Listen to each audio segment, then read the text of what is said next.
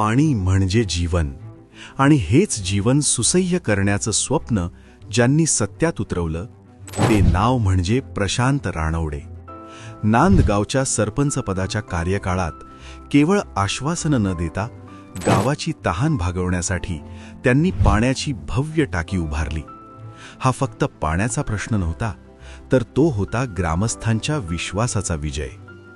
आणि आता विकासाचा हाच पॅटर्न माण पंचायत समिती गणातल्या प्रत्येक घटापर्यंत, प्रत्येक गावापर्यंत पोहोचवण्यासाठी पायल प्रशांत रानवडे मैदानात उतरले आहेत. जिथे अडचण आहे तिथे मार्ग काढायचा, जिथे प्रश्न आहेत तिथे उत्तरं शोधायची, आणि जिथे गाव आहे तिथे विकासाची गंगा आणायची.